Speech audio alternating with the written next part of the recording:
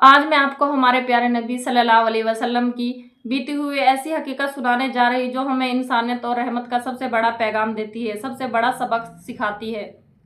ये कहानी एक औरत और एक मासूम बिल्ली की है और ये हमें बताएगी कि अल्लाह ताला के सामने हर जिंदा प्राणी के हक की कितनी अहमियत है।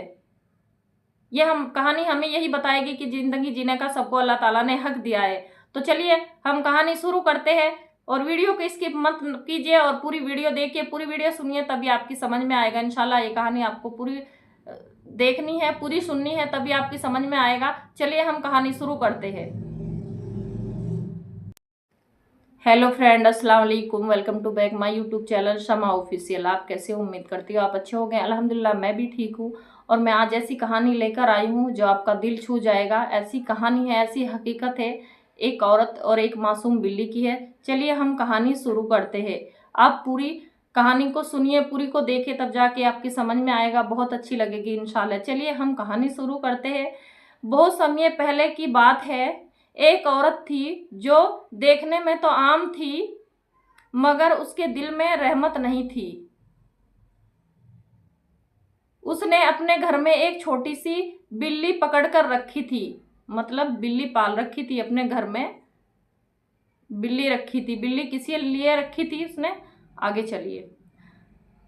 ना वो उसे ठीक से खाना देती थी, ना पानी देती थी, उसको हर टाइम बांध कर रखती थी, ना उसे छोड़ती थी कि वो बाहर जाकर कुछ खा सके।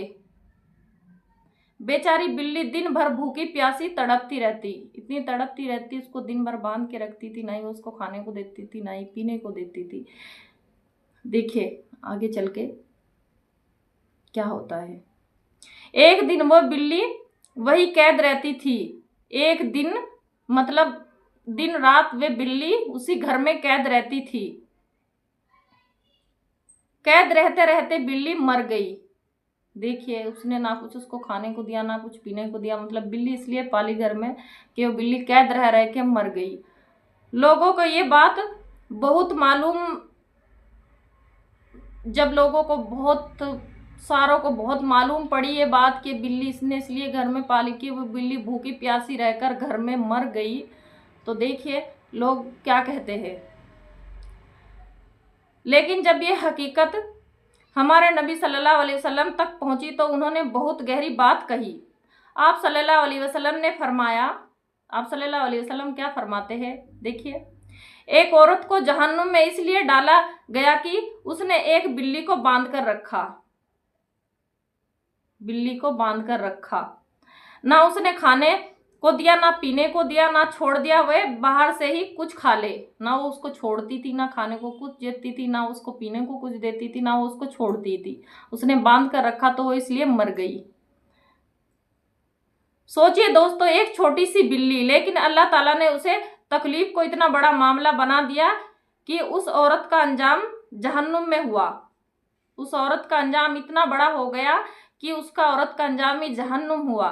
ये कहानी हमें ये बताती कि अल्लाह ताला सिर्फ इंसान की हक की ही नहीं पूछेंगे, बल्कि हर जिंदा चीज का हक पूछेंगे कि उनका भी हक था जिंदगी जीने का दुनिया में। चाहे वो जानवर हो या परिंदा या प्राणी, पर रहम करना अल्लाह को बेहद पसंद है। हर प्राणी पर आपको रहम करना चाहिए।